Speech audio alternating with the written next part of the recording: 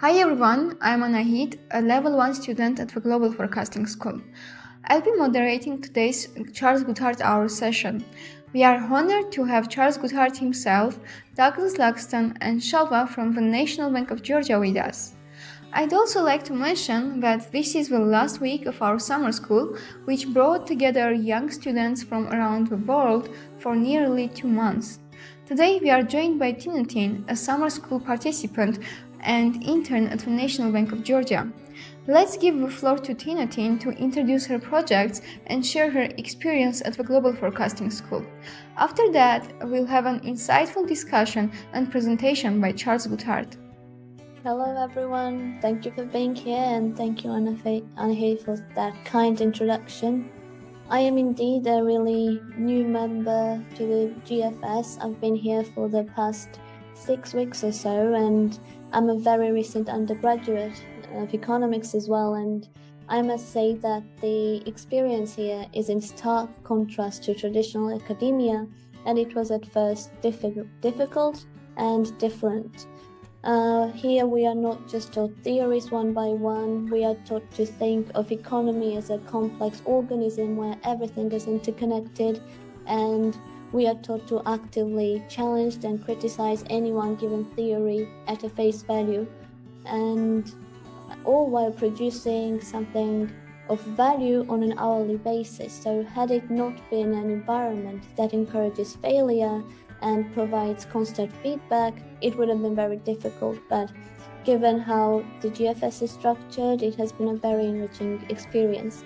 As Anahit mentioned, we tackle multiple projects, and not only do we tackle multiple projects, we tackle multiple projects simultaneously, or both individually and in teams. For instance, I'm currently working on monthly projection models.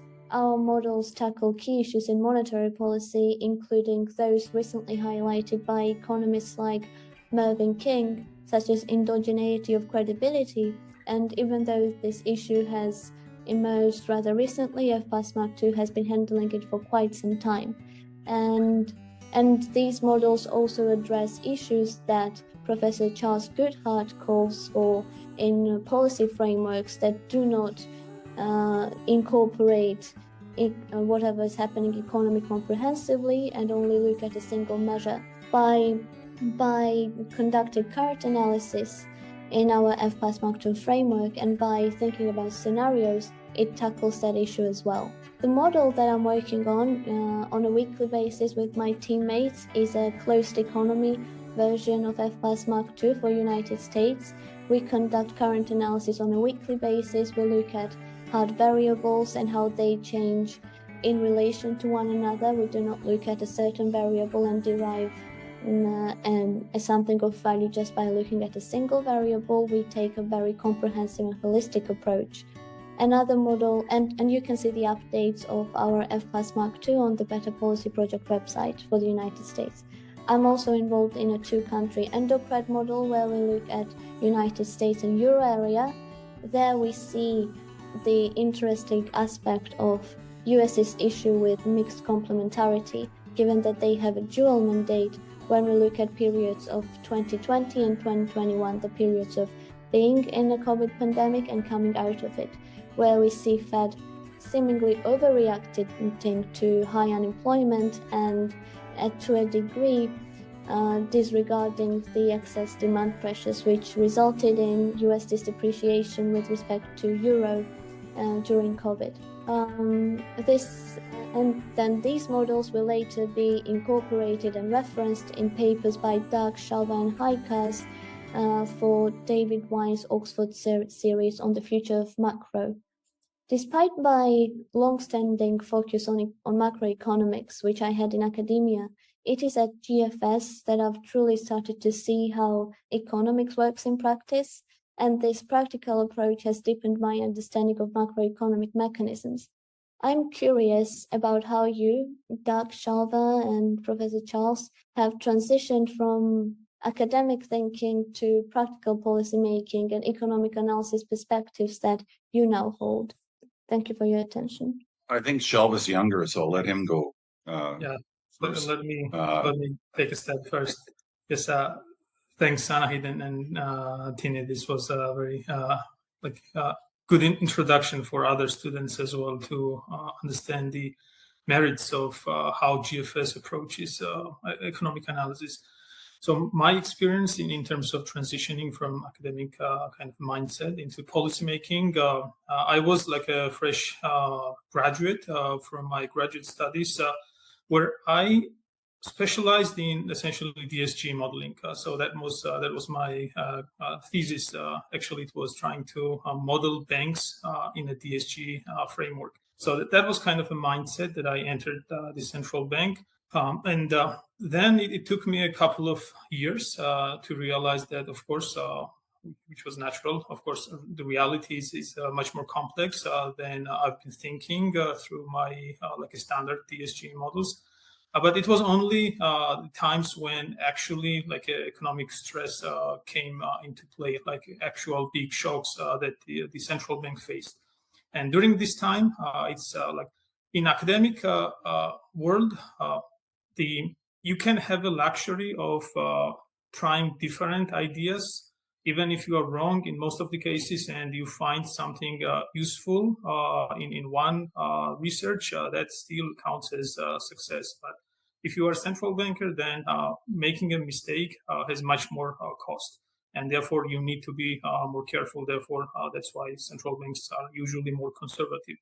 But that means also making decisions in real time. So it's not just that you have to be conservative, we have to also understand real world economic linkages in real time.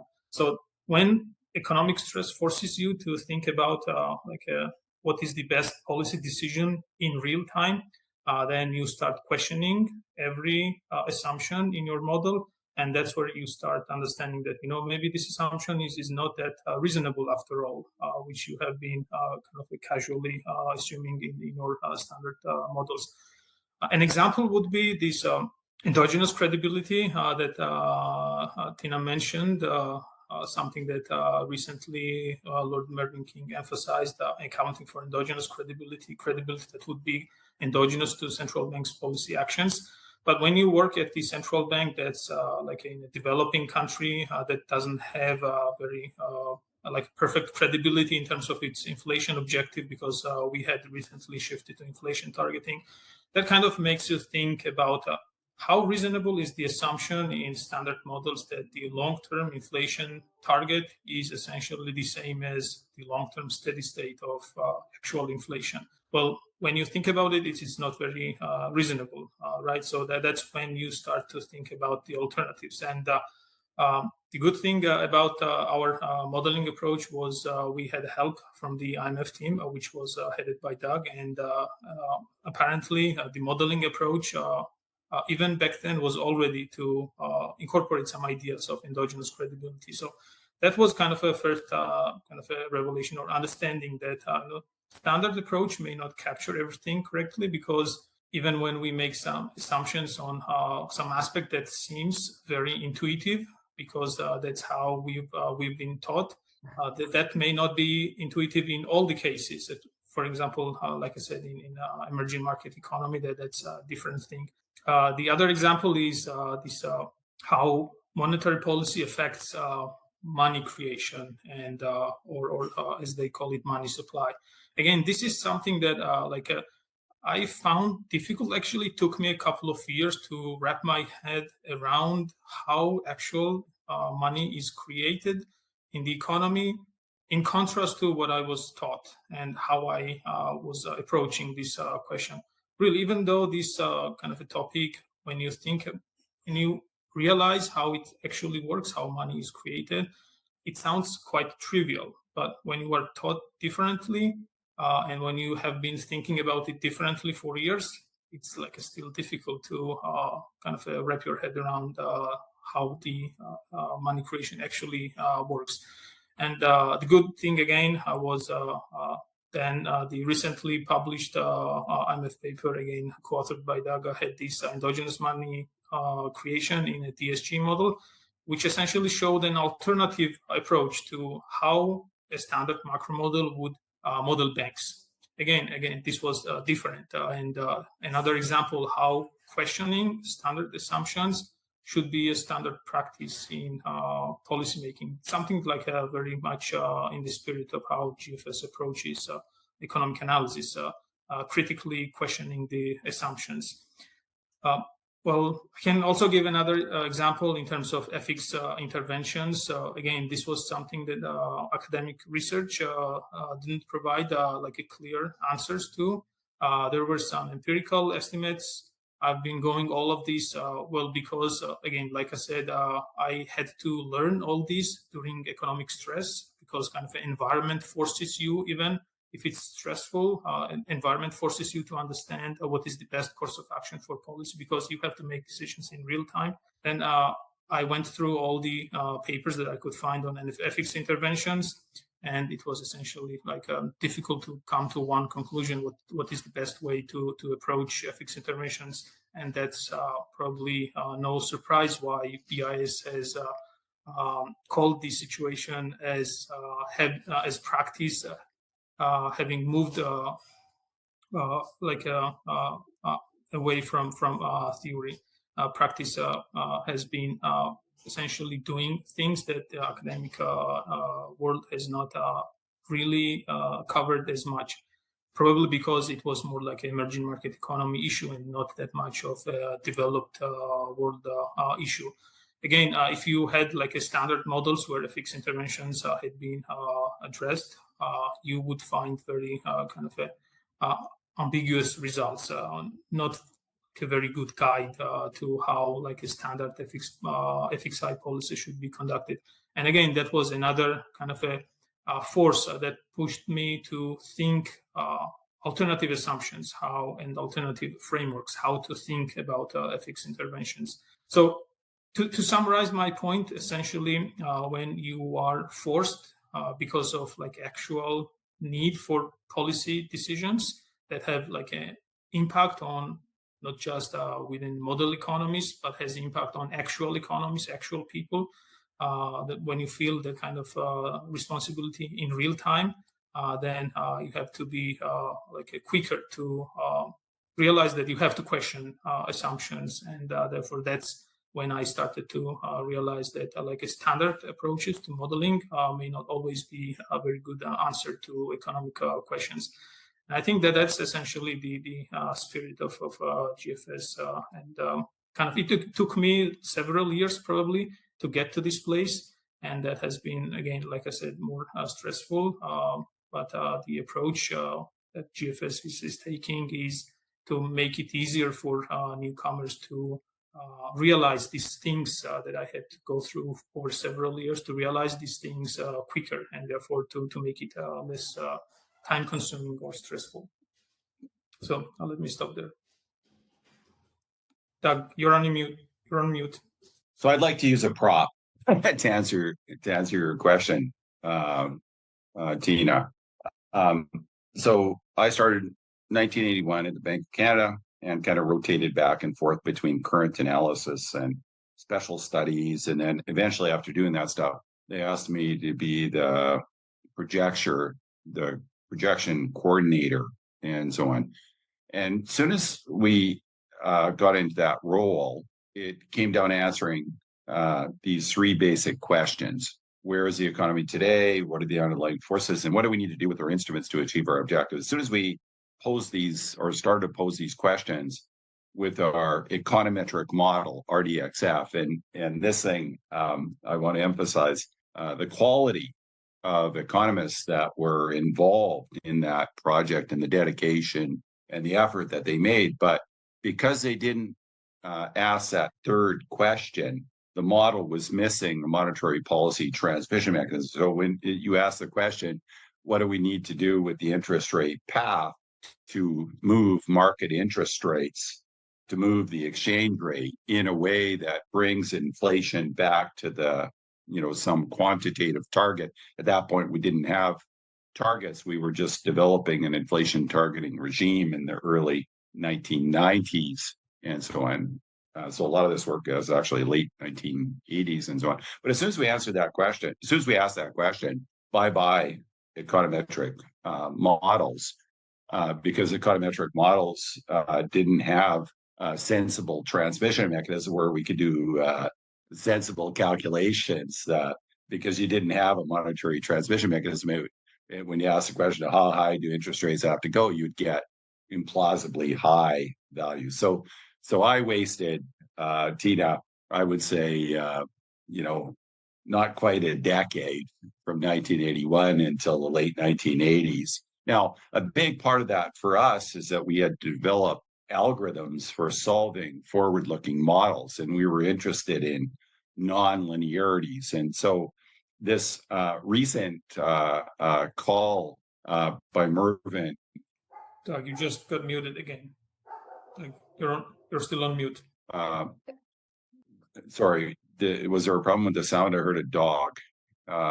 But sorry, a lot of these recent things that Mervyn King has been talking about in some recent interviews, and as well as his presentation at the Riksbank, where he calls for models with endogenous monetary policy credibility. Well, we had started there in the early 1990s because when we first started inflation targeting, we were doing inflation disinflation targets.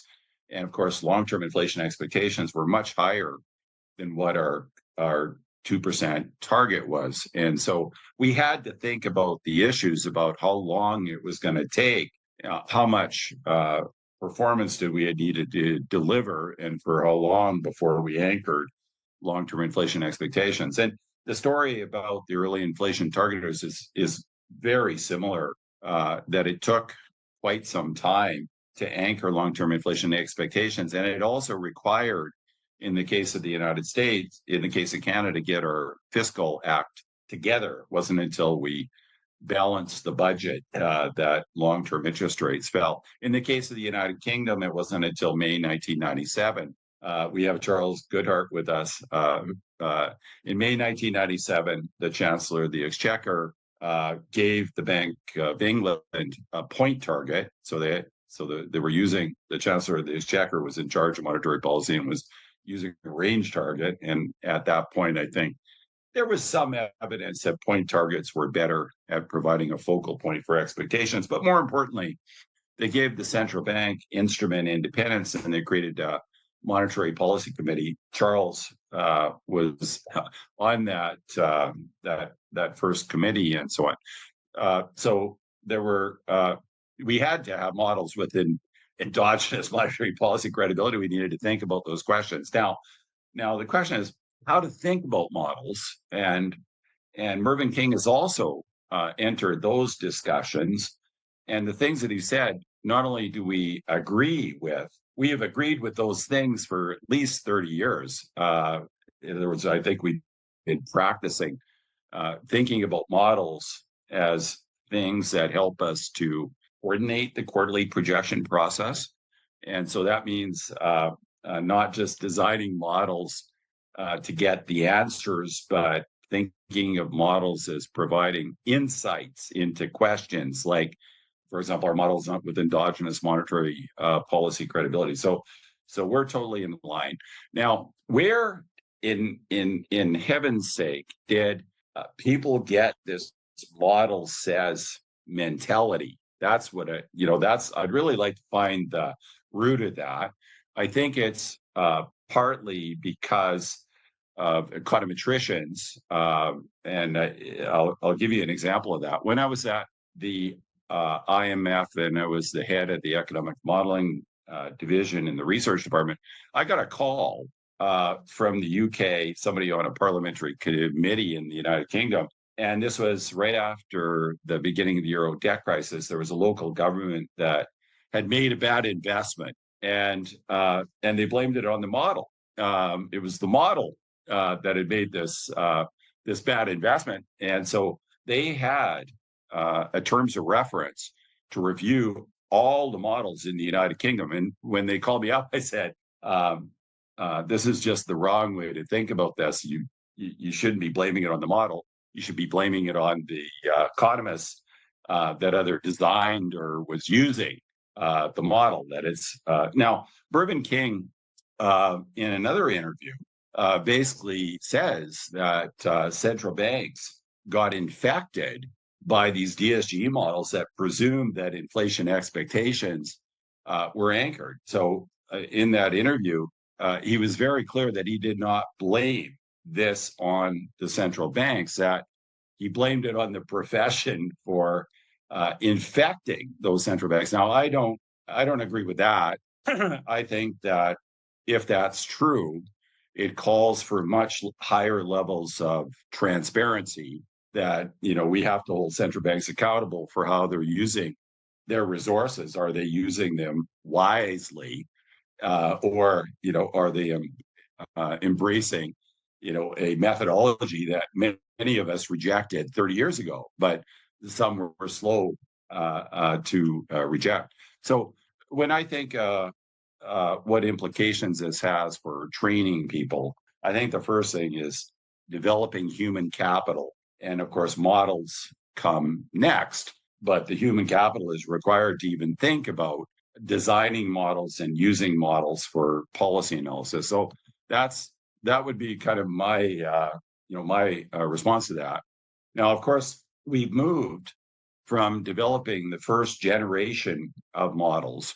Martin Galstian presented in October 2022 the ideas behind a new framework that incorporated ideas of uncertainty and nonlinearities. And that's basically, what we've implemented at the Central Bank of Armenia in January of this year. Now, we had received very nice comments from Larry Summers back in July of 2023 that were very insightful. So we had taken his and many other comments on board based on the experiences of COVID, effectively the stagflationary shocks that were related to COVID and what the appropriate policy responses are. And of course, endogenous monetary policy credibility was a fundamental part of that story for why central banks in 2021 needed to respond more aggressively and quicker.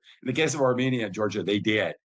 They started raising rates about a year earlier than the advanced economies that seem to have suffered from groupthink. Now, Powell last Friday gave a wonderful presentation at Jackson Hole. I loved it because he basically explained that they messed up in 2021. So I think that admission is a very healthy thing in the central banking community. So I think I'll talk a little bit about models. Ben Bernanke has put this list together in his review of the Bank of England, and I would only say that we agree with everything on this list, but we wouldn't try to put it into a model, especially if we didn't have staff that had very much experience building even simpler models that involve some of these particular characteristics. So we'd like to see core projection models that include some of these things, especially the parts concerning inflation expectations and endogenous policy credibility, since we've been implementing those things for a very long time. But other things like, for example, the item E, that kind of project could get off the rails very easily, by creating excessive complexity. So we have to think of some of these projects as research agendas. Definitely something that the central bank should know about, and thinking about maybe a suite of models to cover many of these types of issues. Now let's go to what Larry Summers did suggest, which hopefully will be a nice lead-in for Charles and so on. So what Larry suggested was that when we're developing these frameworks, we should go back to as many counterfactual examples in history. So ask, how would FPAS Mark II have done in the US before the global financial crisis, during the global financial crisis? That posing the question that way really helps to train our economists to think about what the historical narrative is, what kind of models you need to study the questions that you're interested in, and so on. So a lot of our work at the Global Forecasting School is encouraging the students to cover many countries and apply the ideas of FPAS Mark II both to the present day as well as periods in the past where we think it would have been helpful. Today is another day where we think it would be helpful.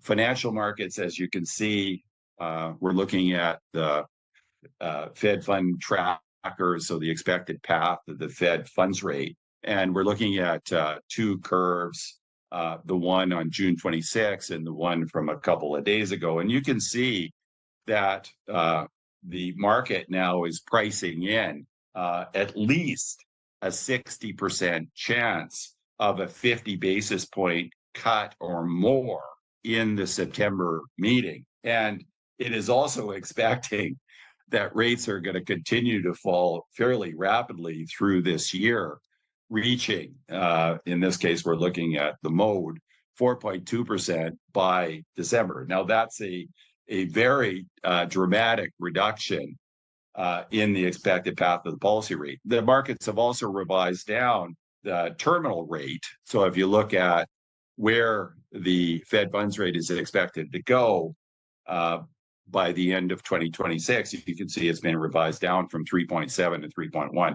Larry, during the symposium back in January, suggested that this is a very important issue, that uncertainty about the neutral rate is something that we need to study, because if the neutral rate were higher than what central banks think, this would be yet another reason that they might fall behind shifts in the Phillips curve and so on, and allow long-term inflation expectations to ratchet up. Now, we also share Larry's view that we are very impressed that the Fed has managed to manage the situation. Long-term inflation expectations, as measured from financial markets, have been remarkably stable and consistent with the target and so on. The question is, are they pursuing a strategy where maybe they should be being more cautious about reducing rates or encouraging financial markets to believe that interest rates are going to be cut so aggressively, especially on the basis of what? If one looks at data from financial markets, the stock market is booming again. The S&P has risen yet again. And when we look at the implications of these higher equity prices and higher property prices, there has been a humongous increase in the U.S. household balance sheet. $53 trillion increase since the beginning of COVID. Okay, so just to put that in perspective, U.S. GDP in 2019 was only $21 trillion. So the size of the U.S. household balance sheet has increased by more than double of U.S. GDP. If we think about it as the share of personal disposable income, is increased by over 100 percentage points. This is a humongous number. Now, when you look at the empirical work that our colleague Miriam has done at the National Bank of Georgia, this measure of wealth fits in the consumption function. During COVID, the consumption function stopped fitting, obviously, for because disposable income was going one way and consumption was going the other. But since 2023, the consumption function has been fitting as well as it was pre-COVID. Now, there's an implication for that. Luckily, most of the increase in household wealth has been driven more by equity prices. But as we can see in the table, there's also been a sizable increase in non-financial assets, which is effectively the value of the housing stock and so on. So why is this concerning, and why might the Fed take a more cautious approach at signaling how quickly it might be cutting interest rates? Well, because if this measure of wealth is feeding into consumption, over time, that consumption usually means a higher consumption of housing services, which means higher housing, which means higher prices for housing. So we're worried that if you believe that there's a big bubble out there, that this bubble which is currently in equity prices, might transform itself into housing. And if that does, then we would have the empirical evidence that suggests that the probability of crisis is very much related to the combination of an excessive credit expansion and an asset price bubble, particularly in property prices. So one reason for the Fed to be cautious in terms of reducing interest rates and basically possibly even disappointing the market would be concern over financial stability. Now the question is how to do that. And I think, expressing it as Larry has suggested in terms of uncertainty about the neutral rate, and then of course thinking about the implications of that for asset prices would be, a good justification for, taking a more conservative position. So when one looks at financial market data, stock market is again back up above its previous peak. You look at BAA spreads, in other words, the difference between the rates on BAAs versus the 10-year bond rate. It is not indicating a recession. It's not even close to 2. It increased a little bit when we went through the turmoil of the people overreacting to a lot of soft data and the carry trade in Japan. But subsequently, it's declined. So there are no financial indicators that suggest that a recession is about to begin, and so on. So we have this, very difficult situation where financial markets are likely to be very volatile in response to new information. That's because we're managing a financial bubble. But maybe on that score, Tina, you might want to ask Charles the same question about when he had made this transition from being an academic to a policymaker, when because he spent many years at the Bank of England, and so it would be nice to have his reflections on when he made this transition. Will I start now? Please. With a few sort of comments. I agree with almost everything you say, Doug. Though I will end, I hope, by putting another gloss on the point about financial stability. I'd like to start, however, by raising a problem that we face in economics. And I'm an empiricist, and Doug said rightly that you want to compare this present with what has happened in similar conditions in the past. Now, economics has a problem, and it's a problem that there's nothing that we can do about it. And that is that if you compare the present to somewhat similar conditions, say 5, 10, 20, 25 years ago, one of the problems is that the system over the last 25 years may be unusual. In my view, the economic system of the world is very unusual over these last 25 years for reasons related to geopolitics, the arrival of China as a major manufacturing center, the demographic shifts, women coming into employment rather than having children, etc., etc. And these have all been roughly constant over the last 25 years, but were very, very different previously. So maybe you should take a longer period.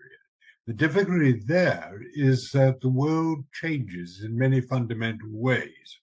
So if you take a short period, it's probably special. If you take a long period, you're going to find that the system has changed during that period. And as a result, it's very difficult to do comparisons. One of the answers to that, which again Doug mentioned, was that you can try and get more comparative results by looking cross-country. And that indeed is absolutely correct. One of the difficulties, again, of economics is that because the United States has been such a leading economy and all the rest of it, and has attracted so many of the best economic minds, that a great deal of the models And a great deal of the analysis has been done using American data. Now, the difficulty with that is that the US is very different from the rest of the world, particularly in being a largely closed economy. And if you look at most of the models relating to the US, it doesn't have any foreign sector in it. Now, it's useless if you're a small economy, and the UK now counts as a relatively small economy, and Georgia, Armenia, Jordan, and many other countries are very small economies. So to take a model which doesn't have a major external sector is a waste of time. You've got to have an external sector, and most of the US models don't actually have one. Now, how did we get into the kind of present state that we are? I think that the leading theorist was Bob Lucas. And I think that Bob Lucas was a great mind, wanted and thought that he could translate economics into something equivalent to physics. And he would do so by placing everything onto correct micro basis. And if you had a correct micro basis, then you could take a model which would be constant over time. And one of the problems are that I think that he got, and his followers from many cases, got incorrect micro bases. The micro bases have changed, particularly, for example, the way people make expectations. If you look at some of the recent work that Chicago has brought out, the idea that we sort of rationally work out the best model and extrapolate that into the future, rational expectations, is baloney. That's not the way we think. We do it all almost entirely, very largely on the basis of our own experience, which we project what we think is our own experience into the future. Let me turn, if I may, to what I'd like to present a bit, which is some issues about where we are going with respect to savings and interest rates. Asya, are you ready to share the screen with my presentation? Could you start? Yes. Thank you. Right, you can move on rapidly from that, please. Right, this is one of my favorite diagrams. It's not mine, it came out in The Economist. What you've got is, it's a diagram showing the percentage of those born, the babies. If you've got 100 babies at the top left-hand corner, how many are alive after so many years? And what you can see, starting with 1851, is there was huge infant mortality. An enormous number of babies died very early on, but that got pretty much cured by 1931 with the emphasis on sterile treatment and so on. Then between 1931 and 1971, medicine defeated tuberculosis, TB, and also the development of antibiotics, so that you can see that people on the whole pretty much all in 1971 lived till they were about 40 or 50. Then they started dying of heart attacks and cancer. But by the time we got to 2011 and now, we've actually managed to deal with early heart attacks, and we're getting on very successfully with dealing with cancer and many other problems. And so what you can see is virtually everybody now lives until they're about 65 or 70. But then once you get over the age of 80, the speed of decline to death is really very rapid. We haven't managed to deal at all with the aging process, whereby the structure of cells disintegrates, our immune ability collapses as we go forward, and we get increasingly neurological diseases, dementia, Parkinson's, and so on, which we haven't cured. The few drugs that we have simply enable people to live for about 6 months more, which is great wonderful individually for another 6 months. But since most people get neurological diseases and dementia when they're already retired, just extends the period in which you are retired and incapable. Next slide, please. Now, what we have here is the likelihood that someone of a particular age will have to be in hospital. We've got it overall on the left-hand side, and on the right-hand side, the red are women, the blue are men. You can see that starting really in about between 20 and about 45, the women go to hospital more than the men, not surprisingly, that's childbirth. But once you get to about the age of 65, what you see is that men go to hospital, need help much more than women, because we are the feeble sex and women are the strong sex, which means that women live considerably longer, about 3 years on average, longer than men. Now, the terminal age of death has been increasing a bit, so that if you're perfectly healthy and in very good shape, fortunately I am for the moment, I say 20 years ago, someone in the top quintile of the income distribution, in relatively good health, didn't smoke, and so on, could probably expect to live to slightly over 85. Now you can probably, on average, expect, if you're in those circumstances, to live into your early 90s. For women, it's again, on average, 3 years longer. But the increase in life expectancy is going to slow down dramatically because we've conquered most of the causes of mortality at an early pre-retirement age, and we haven't begun to deal with the problems of aging and neurodegenerative diseases. As a result, the growth of life expectancy is going to slow right down. In America, for social reasons, it's actually been falling over the last 5 years, and the rate of growth of life expectancy is going to decline dramatically. On to the next slide, please. Now, here you can see a sort of study between movements of real interest rates and all sorts of other factors, the marginal product of capital, GDP growth, total factor productivity growth, dependency ratio, et cetera, et cetera, et cetera. The only single one of them which is correctly assigned both over short periods and long periods is life expectancy. That is probably exaggerated, its ability to explain interest rates, because both are trended, and life expectancy has been trending up over the last 50 years, whereas real interest rates have been trending down. And it may be that that is coincidental rather than causal. Nevertheless, the effect of life expectancy is going to decline quite sharply, while the costs of having a lot of old people needing a great deal of help, of health care, which is very expensive.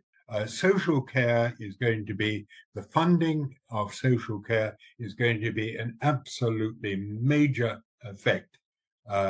impact on the expenditures of governments and public sectors, because the costs of looking after an old person who's incapacitated, in terms of the people who needed to look after them, the medicines and so on, is very large. And the idea that AI and robotics is going to help dramatically is just not so. I could expand on that if necessary. On to the next, please, slide. Now, as a result, quite largely of the aging population, combined with the falling working age population that all countries are going to have, unless they encourage large-scale immigration is going to be that the public sector deficit is going to increase dramatically. That's the bottom purple line. And the public sector debt is going to increase quite sharply. That's the UK from the Office for Budget Responsibility. Can we have the next slide, please? And this is the United States. This was I think this was as a forecast probably in 2023. You see the public sector debt exploding, and the public sector and the deficit again, and is going to be rise well above the peaks in World War II. Now, the problem here is that this is going to be fiscally unsustainable, because almost all taxation is based, or a great lot of it, is based on income tax and profits and so on. And the base, because of the falling working age population, is declining, while the need for expenditures, because of climate mitigation, aging population, it's not just aging. If they were all like me, there'd be no problem. The problem is that there are a very large number of them incapacitated and need a great deal of expensive care. And that cannot, because what people want when they're incapacitated is human empathy.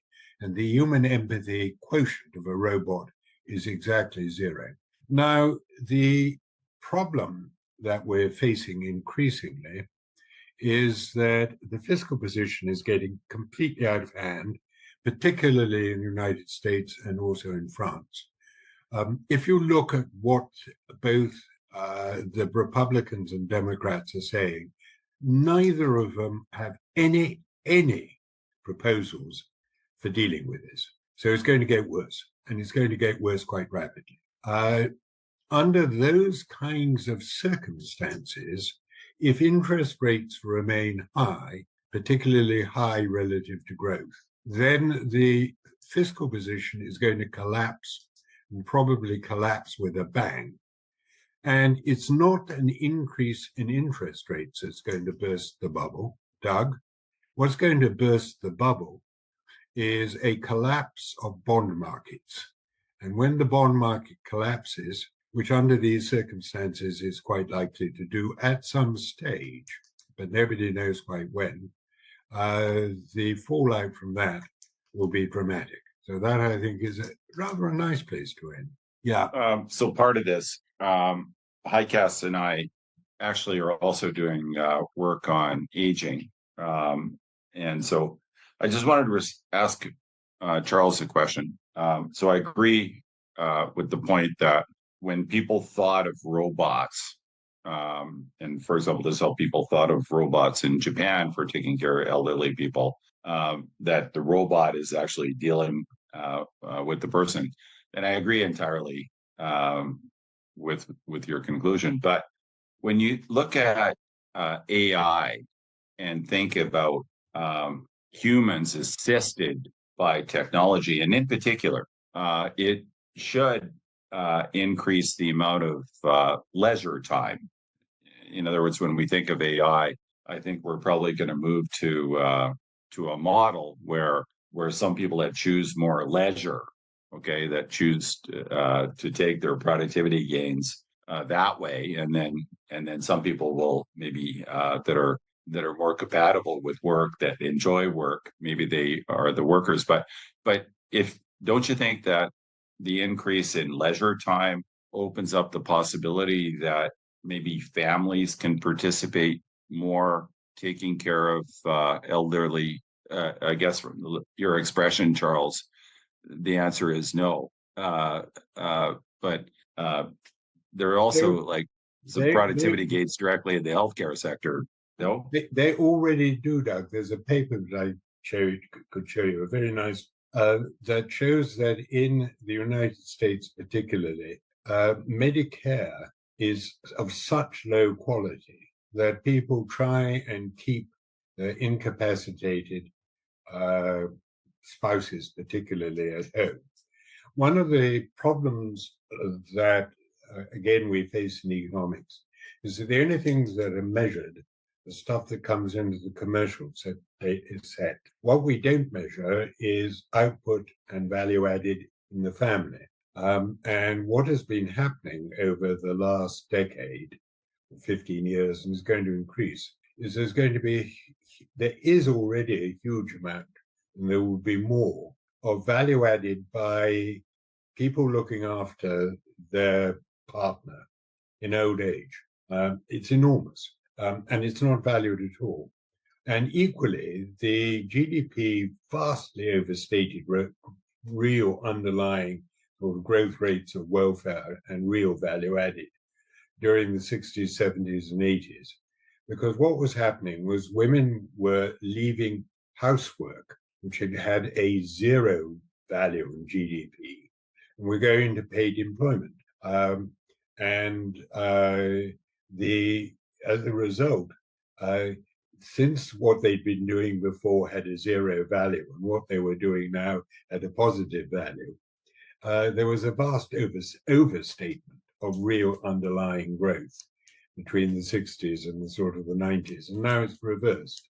The actual growth of what is useful and valuable is now understated because so much of the care is done in the home and in the family, largely because social care is not well financed in almost all our countries and is pretty poor level. And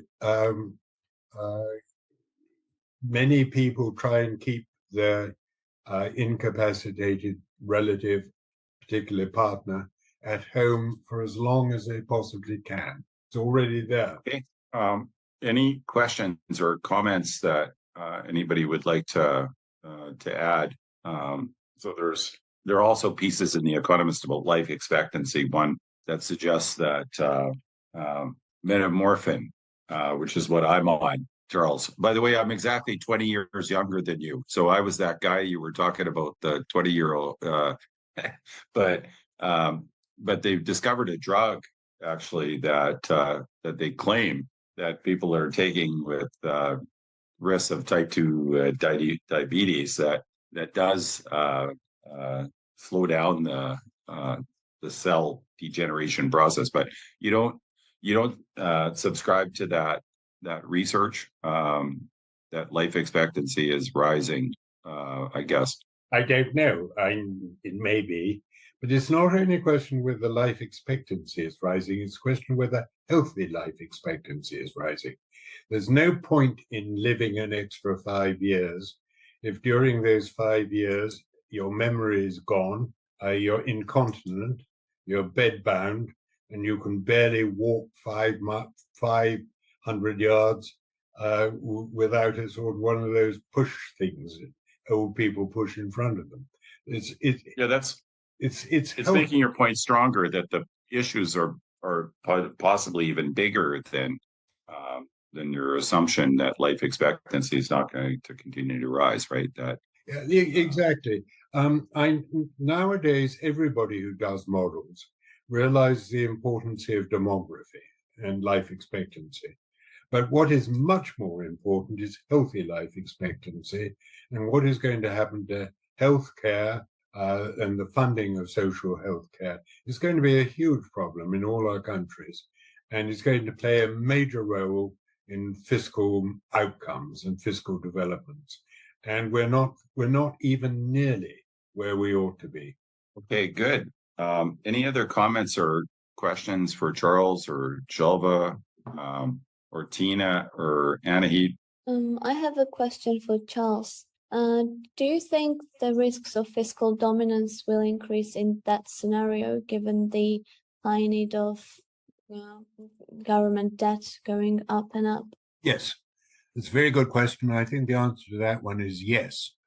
It's past the time. Charles, thank you for your comments. Okay, they're always insightful, and thanks for taking the time to spend with us at the Global Forecasting School. We truly appreciate all the effort that you put into helping us. Okay, so thanks everybody, and we'll see you next time. Thank you. Good to hear from Charles, as always.